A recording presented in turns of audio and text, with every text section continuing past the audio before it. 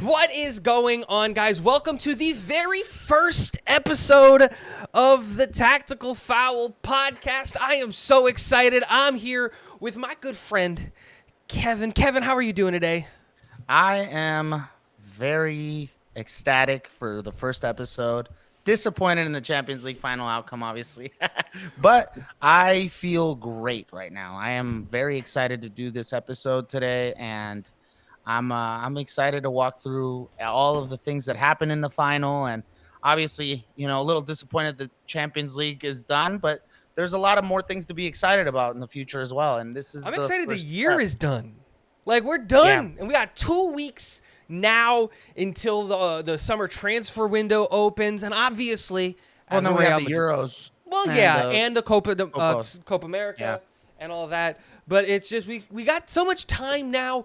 But before we get into talking about the Champions League final, which is what we decided we're going to do for episode 1, welcome everybody to the Tactical Foul podcast. My name is Tigo. That is my good friend, Kevin. This is our podcast where we're just going to talk about everything when it comes to the world of football. And what better way than to talk about the kings of Europe dominating Europe once again. Real Madrid win the Champions League final over Borussia Dortmund 2-0. I am a huge Real Madrid fan, so I'm very, very happy.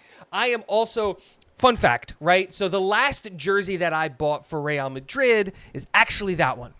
And for those of you who don't know, that is the jersey that we won La Decima in. That's 5 years ago. Oh, not 5 years ago, but 5 Champions League wins ago. That's the last jersey I bought because I had kids. Life gets in the way. And then I said, I really liked this jersey, and I couldn't understand why I was such a big fan of this jersey, and it's because of all of the good memories in that jersey, and they're very, very similar. And when I bought it and I put them next to each other, I was like, oh, I get it. But I love this jersey. I love that jersey. I'm a big fan. Overall, That's funny. That's funny. This was the first Barcelona jersey I bought too, and it was 2010, the Champions League winner, and that was very well. It was 2011 actually, but it was the 2010-2011 season, and man, that nostalgia, that yeah, when you feeling put it that you on, you have for your remember that teams, season. You remember those it's players. and that's why we're doing this, because the passion that comes with like just loving our teams the way that we do, and feeling so passionately about it. Obviously you have a lot more to feel great about right now, and we look at the final. That final, man, what a final. So give me your first thoughts on it, because I know you have a lot to say. I And so what do you Obviously, I'm think? happy with the result. We Yeah, won. of course, It's of 2 course. 0. Real Madrid continues to dominate when it comes to Europe. We're the kings of Europe for a reason. You Yeah. know, uh, haven't lost a Champions League final, haven't lost a European final. Let me be very clear. In my entire lifetime, last time we lost the European final was in 1981 against Liverpool, and that was the last time we did it. And so you just come to, as a Madrid fan, you come to expect a certain level of play, and this is that level of play, right? We were talking about this before, and where we were having a conversation. I said, this is the standard. This is the standard for Real Madrid. It's winning, and that's it. And there's no, Winning the games. yeah, winning the big games, Winning the games. Yeah. and so I'm very, very happy with the result, right? But I think one of the things that I definitely can say is that we lucked out as Real Madrid with how unlucky Dortmund was, if that makes sense. And I don't even know if it's unlucky because you make your own luck. I Right. totally believe in that. Right. But this is where you can see the pedigree of a club come into play. Because when we were given the opportunities, we capitalized on them. And when Dortmund was given the opportunities, they didn't. And that's why the game ended 2-0 and we walk away champions of Europe. That's fair to say. I think the first half was very well worked by Dortmund. They had the Adeyemi just had so many opportunities to put it away, and he did not. I feel like Real Madrid were real slow in the first half, Yep. and they came alive in the second half, and they do this time after time. This is what they like. And that's where I defer from your point of view, because in like for Barcelona fans, the standard isn't so much winning the games, it's how the games were won. But everybody has their philosophy of football, obviously. But yeah, like it for me as a Barcelona fan, growing up watching how we would win the games, like having to be dominant for 90 minutes, and it's frustrating as a Barcelona fan, or as a lot of fans, because a lot of teams, there's very few teams that can play the way Real Madrid play.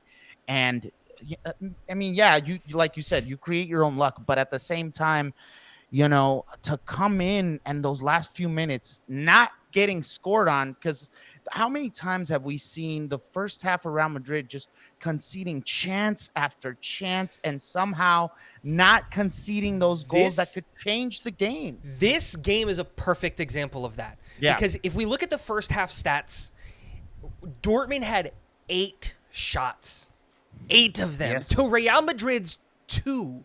Right. We had 2 shots within the first 15 minutes and then did nothing for the rest of the half, where Dortmund had 8. And while while quite a few of them were off target, right? Creating these super dangerous chances in these big moments and then not capitalizing on it. Yeah, that was, but that happens a lot. I don't know, maybe, and I've heard this. A lot of pundits say this, or a lot of people say that maybe it's the pressure that comes with playing against Madrid. Yes. That, like, you want to beat them so bad, and then you get those chances to do it, and you just get either too nervous or too pressured to just put it away. And the thing is, a lot of those chances in the first half, especially that first one in like the 20th minute or so, where Vadayemi, man, Oh, one yeah. on one with fucking Courtois, and just not being able to put it away, man. He had done, it seemed like he had done the impossible, and all he had to do was just lay it in, and But he again, put it too far. here's where I totally agree with you. Because Yeah. Adeyemi put himself in a position to score. Once I saw him running free, I thought, okay, we just conceded. We just He conceded. he But overdid it. He overdid it. but He here's overdid what that you touch. where comes what you were saying.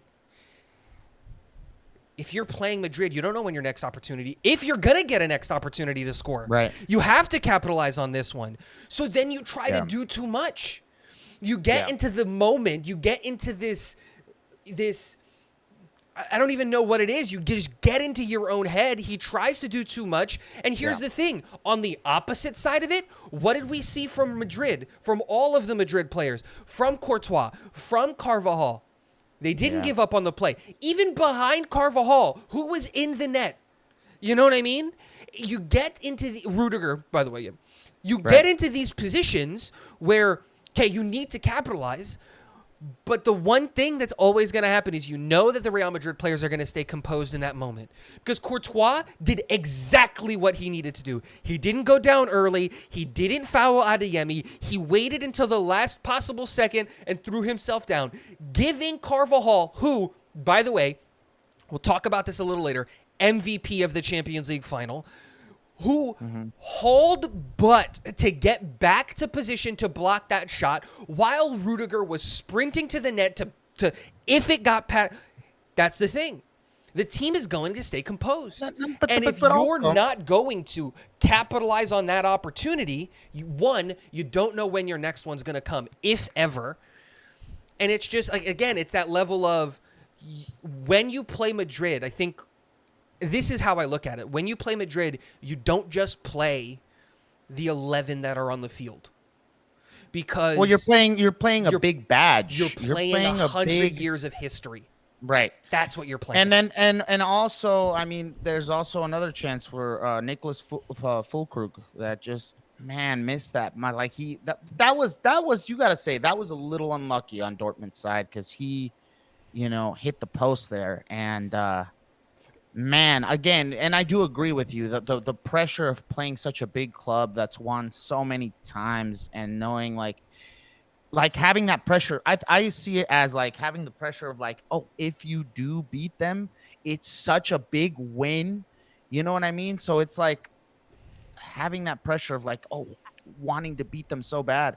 but yeah, I just felt like Dortmund did so well, and they I had agree. such a good game plan in the first half, and then in the second half they began to die down. They began to make mistakes, especially in that second goal, in Vinny's goal, where they made a mistake.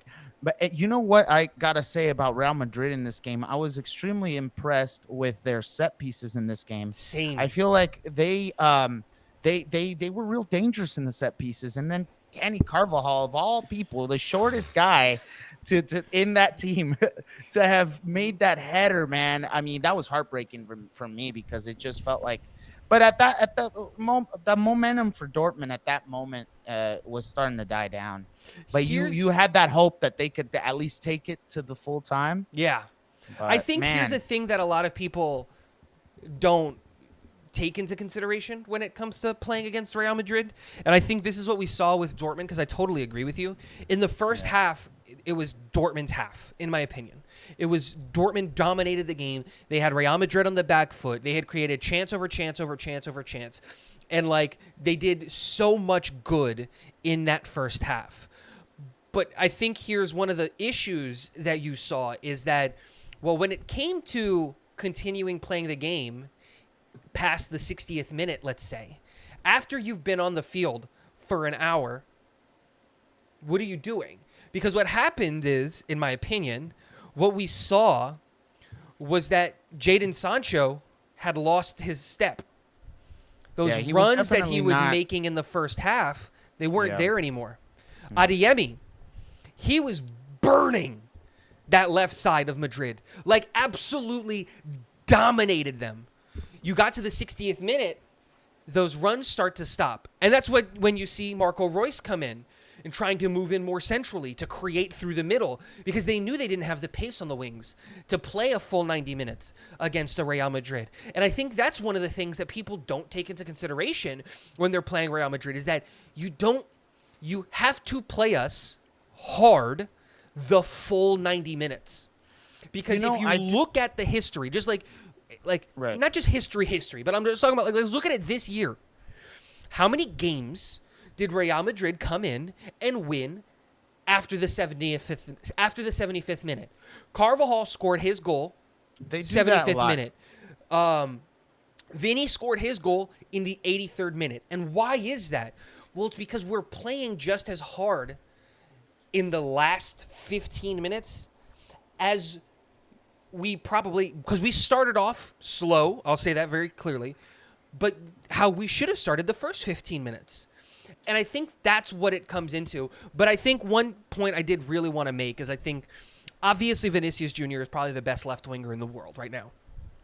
And I think one of the biggest things that you have to at least have a conversation about, like when it comes to the badge, is like I think a lot of people forget that Benzema, before the Benzema year, before we won the last Champions League, that do people remember that Benzema came out and said, "Don't pass the ball to Vinny"? Like, do people remember that was a thing that was actually said about him? I remember, yeah, because he said he wasn't playing for the team. Exactly. I remember Benzema was like, "Oh, he's not playing for us. Yeah, He's not playing for us. Yeah, he's not playing for us. He's playing for them. Don't pass him the ball." Yeah, To the point to where Carlo he benched was him awful. It was awful in his first couple seasons. He was so bad. because he was so remember just, like, selfish. he wanted to be flashy. He wanted to be like Neymar. Neymar, and then it just didn't work for him. But I feel like he started gaining confidence, especially when Benzema left. You could definitely see him finally getting that, like, I'm the man that's going to take this team on. But I think it was even before that. But that's a little that's bit, different a little bit. conversation. That's a different conversation. Maybe okay. Anyway, I do feel like now he's found his ego. Now he's found No. stride. He's found the talent to back up the ego he always had. Yeah. Because he came in with an ego, right? Yeah. You come as a 16, Right, 17-year-old from Brazil, you're going to have an ego, right? Which was part of why he wasn't doing so well in the beginning. Totally He had agree. Big ego, and he thought he could do all this stuff, the stuff that he was doing out in Brazil, and coming into a much more competitive part of football was just definitely stunning for him. But man, he has definitely found his edge. I will give you Absolutely. that. But what I was getting at is, so you see this from a player as young as Vinny. And Vinny has become, since joining Real Madrid, and like you said, like we mentioned, like we have to remember and give credit to Real Madrid for developing the players. Like that Vinny wasn't good when he first got here. But I think and I think this is one of the biggest takeaways is, Vinny had, I believe, one shot all game, one shot on target, right? He had 2 shots that went wide or whatever, but he had 1 shot on target, and it went in.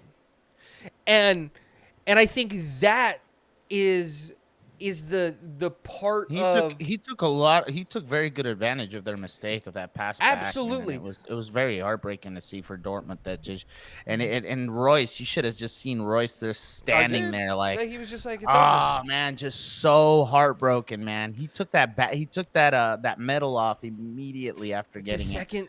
It's another. The last time he got a silver medal was in Wembley 10 years ago. Like, It's such a in sad his second thing to season see. at Dortmund. It's such a sad thing to but see. but let me finish the point real quick. Yeah. I think one of the things that differentiates like Real Madrid from the rest of the world is that you have to take Vinny in that spot capitalized, and he scored. And one of the things that I love is that he did the Ozil. Do you remember the Ozil where he would kick it into the ground so that it would go down and then come right back up? That pass that he would do? That's how he scored, right? He kicked it into the ground, it bounced off the ground and came up over the goalkeeper. Yeah, I love that move so much. Yeah. But it's that moment, in that It's big nice. moment, when you have one shot, when you have one opportunity. Why do I sound like Eminem? That is not the point. I can only say it was so nice for so long before I start getting upset. But you get what I'm saying. Right. It's that you Yeah. get to a point No, it was where a you're good goal. going to capitalize, and once Vinny got the ball, once he And that's the thing. capitalizes on that That's the mistake, difference. I knew That's it was the going to be a difference. goal. I knew it was That's going to be a goal. That's the difference. Real Madrid just know how to capitalize on the mistakes, man. They've done it time after time, dude. You can't make it's man. Obviously as a Barcelona fan, I hate to say it, but like with Madrid, you can't even make one error, and that was the problem with Dortmund. They had such an impeccable game up until that 75th minute, man. And the thing is, even because set pieces. The thing about set pieces is they're such a 50-50 because No, not when on it's this in- one. what's- Not on this no, one. wait. Well, let me No, explain. yeah. No, yeah. I agree. Real Madrid did really well on their set pieces, but what I mean is, are balls that are in the air. If you ever heard any tacticians or coaches talk about soccer, balls that are in the air are 50-50. Yes. Like 100%. it's who gets to them, who works harder for it, who's there, who isn't there. You know what I mean? And obviously Real Madrid have practiced their set pieces really Of well. course. Every And team so, does. right. No, but Real Madrid, they knew they were gonna make. They knew they were going to be dangerous in these set pieces, and they 100%. capitalized because they did a few, and then they were like, oh, and that's why Vinny ran it down the line right before that set piece, because they knew, like, if we just get a corner kick, we're already dangerous enough on the corner kicks. So, they got their corner kick, they capitalized, they scored. Danny Carvajal of all people. What'd you feel about that? Danny Carvajal scoring that goal, man. Were you surprised that was So that surprising to here's you? the thing with this whole corner situation, right? While I agree with you that balls in the air should be 50-50, but the team that works harder can turn that 50-50 ball into a 60-40 ball, a 70-30 ball, because it's all about, like you said, who works harder. And I think this is where Dortmund didn't capitalize. This is where Dortmund made their mistake. And what I mean by that is they saw that corner. Wait, real quick. They saw that exact set piece executed the exact same way, and Carvajal got his head on it and missed earlier in the game. If you're Dortmund and you see the set piece, you see the exact same set piece, that's the difference, in my opinion, because you have to stop it. Once you see it once, you have to stop it. And that's why I think that goal, while I agree with you, balls in the air are 50-50, wasn't a 50-50 ball, because Well, I Real feel Madrid like knew the plan. Dortmund should have known what the plan was, yeah, yeah, yeah. and they didn't stop it. And the goal by Danny Carvajal, which one was not on my bingo card. Of all of the players that I thought were going to score goals, Danny Carvajal was not on the list of the guys that I thought. If you would have said, hey, Donnie's going to score the game-winning goal, I would have laughed in your face. I would have laughed in your face. Dude hasn't scored what? He doesn't score in the Champions League final. He's a right back. What are you talking about? We put him in a position to put the goal in, and that is, again, like when you have a guy who's a sniper, right? In Tony Cruz. Tony Cruz could kick the wings off of a bee every single time if you wanted to, right? You put him in a set piece and you don't cover it. That's on you defensively, because Donny Carvajal should not be scoring against you. Not with the center backs that you have, not with the speed that you have. How does Donny Carvajal, at how old is he? At however old Donny Carvajal is, he shouldn't be beating you. At 32, a 32-year-old right back, the size. I mean, we're talking the dude's small, but yeah, 5'8". the one. And I feel like that's why they didn't feel threatened by him too much, because he's a smaller guy. They didn't think he'd get there. They didn't think he'd have but they gave him way too much space there, man. I mean, he was almost running free there. Yep. I don't know who was marking him exactly, but golly, man, that was very upsetting to see for Dortmund. And yeah, but after that goal, man, it just their momentum fell off. They made mistakes.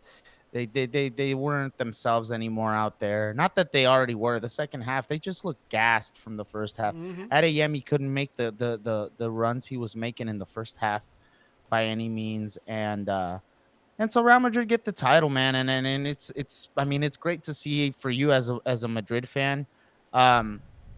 And it's upsetting to see for anybody else, Yeah. to be honest, because Real Madrid are just that team, man. Mm-hmm. And to know now that they're gonna have one of the world's best player is it's frustrating, as any other fan I think could agree with me.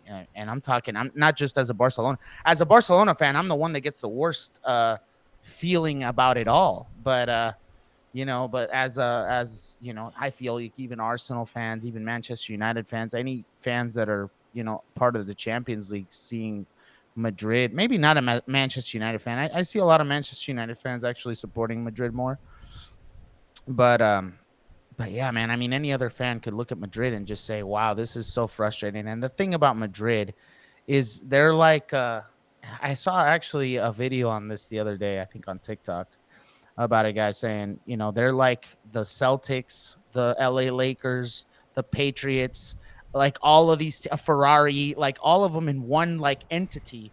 And the thing is that they've not only won, but they're going to continue to win no matter what, especially because they just seem like they have unlimited resources to get players in. And the more they win, the more players want to come. I think And the that's more even players it. want to come, the better players that you guys are going to get every season. And so, wow, it's just, it is what it is, as a soccer fan.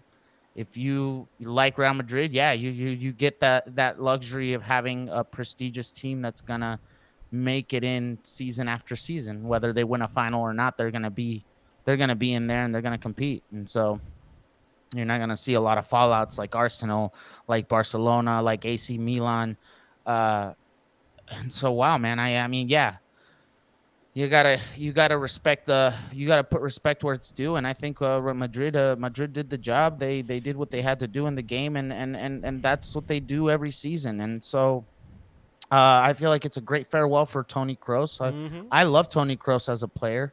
And the thing is, I like almost every player from Real Madrid. I could honestly say I don't like Vinny, because I don't like Vinny. I don't like Vinny's ego per se, but Danny Carvajal is a very respected player.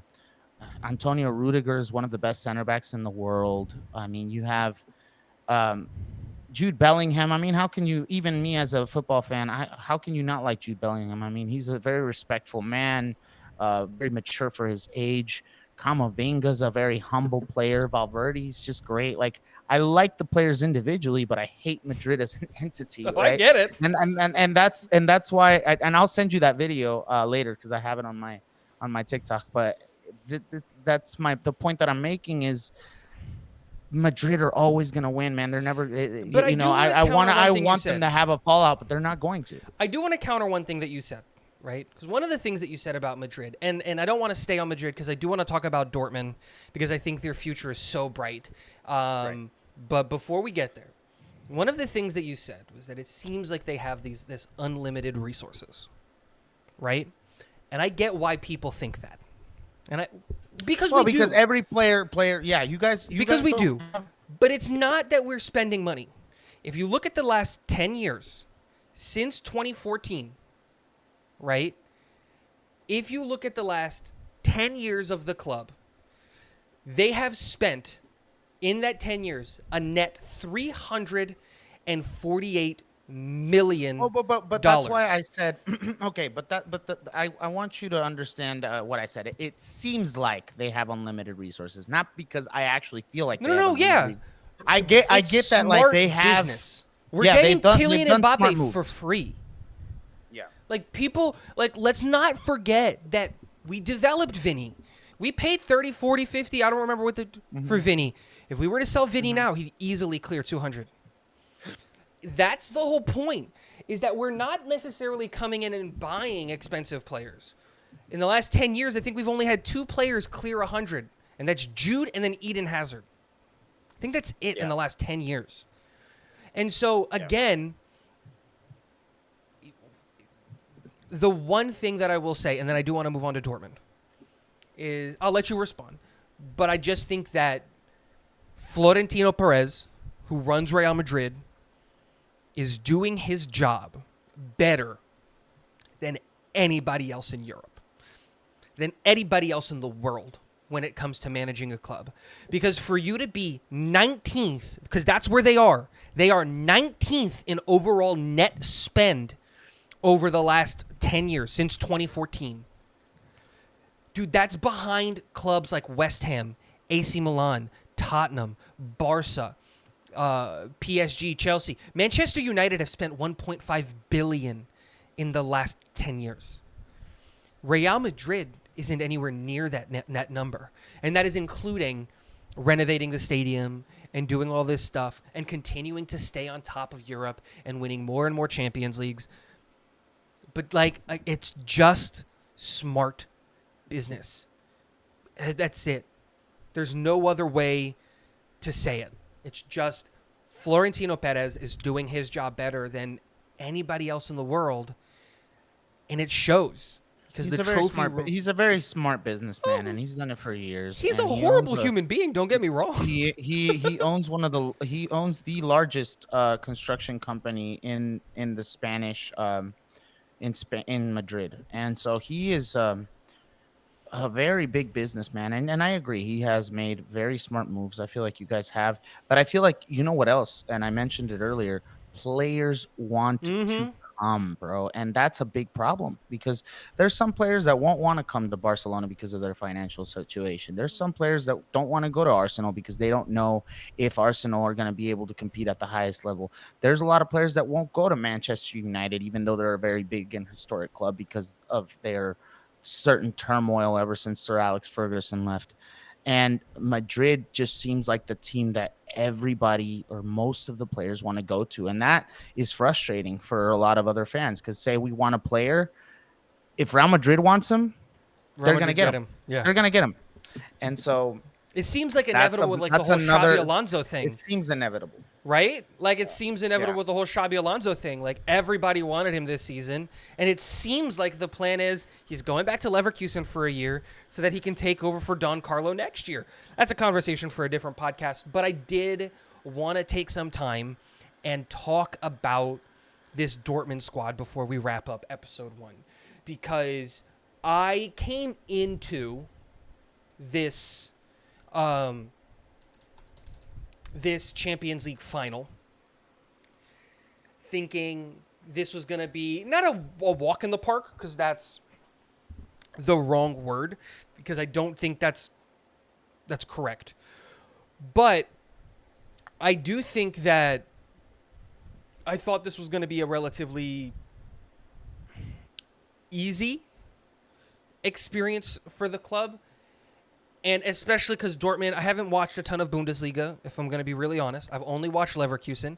This year, a majority of my time has been spent in the Serie A because I've been having a blast in the Serie A. If you're not watching Italian football, do yourself a favor next year. Do it. It is electric. I love it. Every team is so close. It's great. Except for Inter. Inter are like the best team, like hands down by far and away. But from 2 to 10, it's a dogfight. You know what I mean? I love the Serie A. So I haven't had an opportunity to really watch a lot of Dortmund this year, especially because there wasn't any player on Dortmund that I really wanted to follow, right? There was the whole Jadon Sancho thing, but I was kind of done with it. I just didn't want to deal with the whole Manchester United drama anymore and take that over into Germany. And watching them play, and then after watching them play, I went back and I looked at a ton of their games to see how well they played. If they can keep this core together, if they can find a way to make the Sancho move permanent, bring him back, if they can make sure that Terzic, the manager, if they can keep Eden there, because he has been, and what he's done with that club, and the program that he's built, in my opinion, is so good, regardless of the fact that they finished 5th in the Bundesliga. Forget about that. The program that he's building is so good, in my opinion, that I would love to see year 3 in the Eden Terzic era. What does that look like? Because the Bundesliga just got a major shakeup. Bayern isn't as undefeatable as they seemed to be. Tuchel is out. A new manager is coming in, running a whole new system at Dortmund, and Dortmund is in a not Dortmund, and Munich is in a transition of the old guard leaving and trying to figure out who the new guard is, because Munich's an old team. A lot of their key players are older players, and now you've got the likes of the possibility, and it seems almost inevitable here, right, that the teams in Germany might get raided. It's going to be very hard for Leverkusen to keep all of their players. Stuttgart and Leipzig are about to get raided. But Dortmund might, and if they don't go out and do the thing that they've always done, which is sell high on their players, hold on, I think that they can be incredibly dynamic this upcoming season. The coach is young. He's very young and he's very innovative. And definitely what he has done, especially in the Champions League this season, was impressive. Bundesliga was very up and down for them. I don't feel like they've had such an up and down season that it's been hard for me to be able to actually say, I don't know, to completely 100% agree with you whether they're going to have a good season or not next year. But I do think that you're right in the sense that Leverkusen and Stuttgart will definitely get rated. And a lot of teams are going to go Leipzig, Stuttgart and Leverkusen are going to get rated. Leipzig as well. You think Leverkusen is going to get rated? I mean, you were just talking about how Madrid want Wirtz, and that was one of their best players right now. But again, they don't have to sell him. No, they don't. But if he wants to go there, and we go back to why would want to go to Madrid?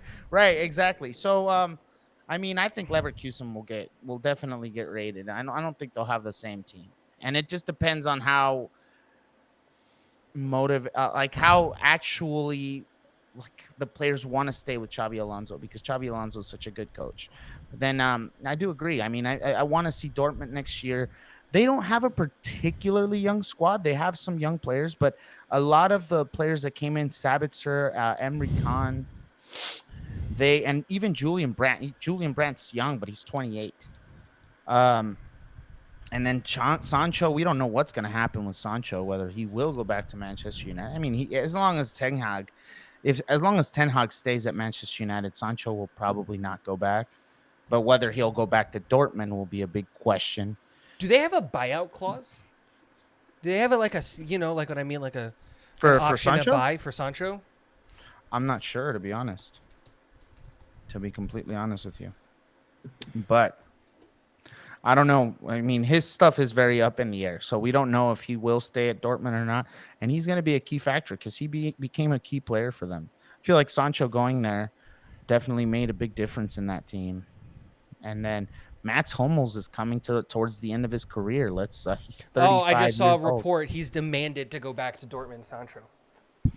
Whether or not they So, do okay, it, whether or right. not they do it. Whether or not it happens. Yeah. Because, I'm just saying that Sancho finished his loan deal, went back to United, and basically said, I don't want to be on this club. Sell me to Dortmund. I want to go back. yeah.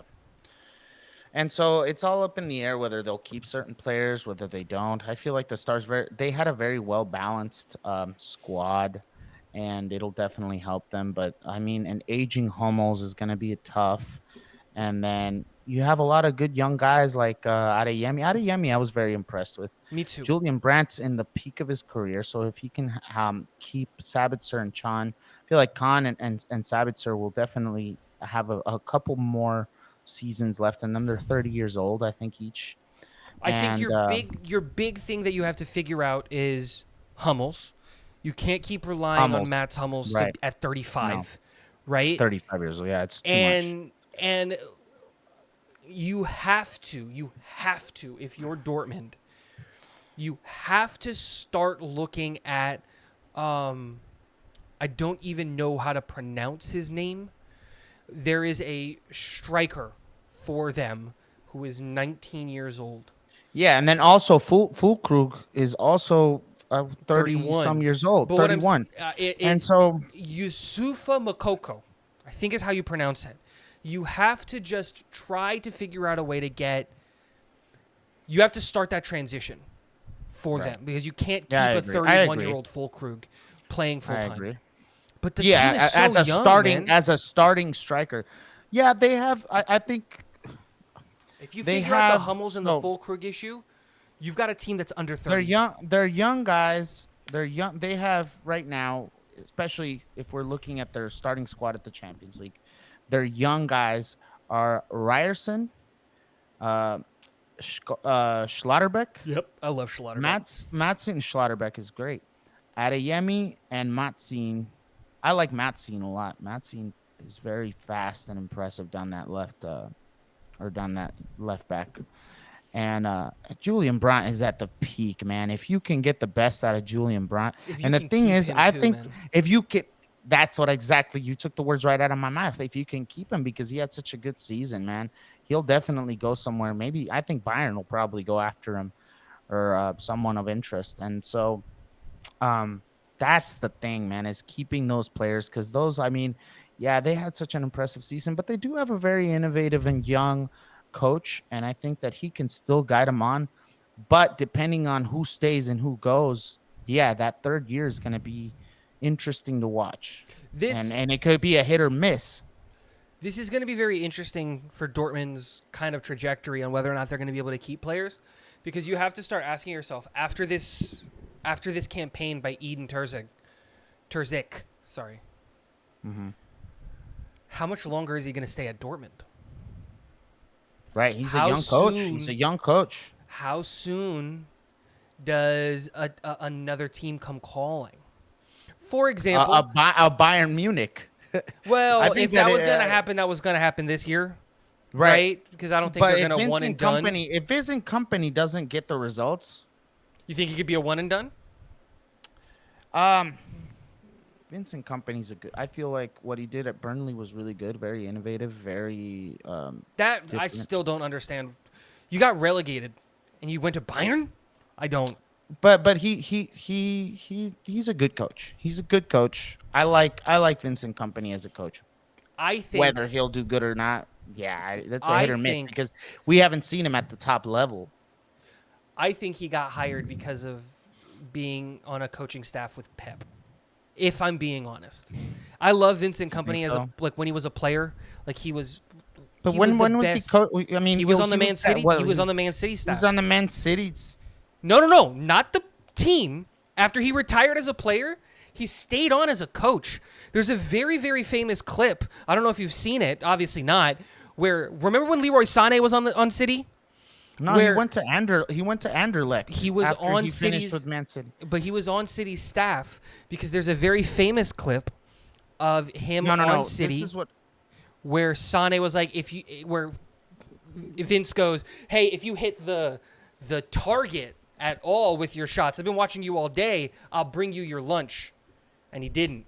And he hit the target and leave where Sane was. all I know is maybe he was like part of the when he was a center back, he was like a player manager for City maybe, but he went straight to Anderlecht and from Anderlecht was a coach. So immediately when he retired at Anderlecht, he became a coach and then he went to Burnley. He won the championship title in his first season and then he got relegated in his second I season think in you're the right. I Premier think League. now that I'm thinking about it, I think it might have been like a player He was coach like a combo. he was like a player. He was like a player coach because like Pep Because that's what he trusted did him to like that's what be he the did at captain. Anderlecht too. Yeah, yeah, yeah. He so like kind of like what Puyol did for Pep, where he was like kind of leading that team and helping him out in the tactical aspect. But he wasn't. I don't think he was ever officially a coach for Yeah, Man I don't think City. so either. I I think think you're right. he left Man City, went to Anderlecht, and then at Anderlecht was a player manager, and then became like a full time manager for them. Yeah, Then you're right. left, went to Burnley, won the championship title. I mean, you got to give it to him. He did well in that first season when he won the Champions League title or the Championship. championship. Sorry, and but then yeah, got relegated in the Premier League. But I mean, come on, it's Burnley. What did you expect, right? I mean, I No, don't but know. my thing is you're freaking Borussia Dortmund, not you're Bayern Munich. Bayern Munich. Yeah. Sorry, Bayern Munich. And that's the I best that you agree. could get. This isn't me even trying to crap on Vincent but- Kompany. He but might be a Bayern good Munich- manager. Okay, but to Bayern go Munich- to be one of the best teams in Europe, your European heritage, to then hire a manager who got relegated. I gotta say, find though, it very strange. but you have to okay. One thing, and I do agree that maybe the big factor there was that he's kind of he knows Pep's like style, and he did kind of play under him, so he knows like what a team like that would look like, and that might have been a factor. But also, I mean, Bayern have been making a lot of questionable decisions, 100%. bro. I mean, the questionable decisions. I don't know if they changed somebody. I think that they changed somebody. Everybody, their whole I don't know staff. the full. So yeah, they changed a lot Upper of like management is their going through a coaching. Yeah, the revival. upper management. Yeah, their upper management definitely changed. I think there was someone that got fired. Someone that like a No, he stepped down. he stepped down. Yeah, somebody stepped down. Somebody stepped did down because they were having beef Yeah. with another guy, and then a new guy was Yeah, brought and in. he was and like they a both legend of stepped the down. club. Mhm. Yeah, like it's a whole thing. And so ever since then they've been making such questionable decisions, like firing what's his name, the young coach that's coaching Germany now, Nagelsmann, dude. They why That made would no you sense. bro. That They was should have so gone back with and him. putting Thomas Tuchel in his replacement Look. was just such an awful move, Look, man. I know you and I Awful. are not high on Thomas Tuchel, I'm not at but all. but the rest of the world might not agree with us. And I Right, think that's one right. thing we have to right. I'm not saying he's a bad 'Cause I coach. think we I both I think would he's not all not that want him great. on my squad. Right. Totally agree. Right. And I'm but I am not gonna sit here and say he's an awful coach. He's not an awful coach. No, He's no. a good coach. I just don't like his style. I don't like his attitude. I personally don't like him as a coach, and neither do you. But But not to again, the say that rest he of wasn't- Europe might not agree. Right. A lot of people, I know a lot of people, especially in the comment section, are going to be like, oh, well, who won the Champions League with their first season at Chelsea and blah, blah, blah. During a Whatever. COVID year. We are not going to, I'll argue with you in the disrespect comments. Guys, get in Right, the yeah, comments. If you want to argue Get in the about why the comments. Yeah. COVID year was a fluke year, beyond just me having to say the COVID year, right? I don't want to disrespect anybody, but yeah, like definitely. I like, will. it was- Get into the it was comments. We'll battle it definitely- out. It was definitely not an impressive run for me. Oh No. yeah, he won the Champions League with Chelsea. It wasn't all that impressive for me either, and I do agree with you there. I'm not at all impressed by Thomas Tuchel, and I know a lot of people are going to disagree, but I don't find him that great of a coach. He's innovative, he's young, but I don't like him. I don't like his attitude. I don't like him as a coach. I don't like his coaching tactics or his way to coach. Just to me isn't.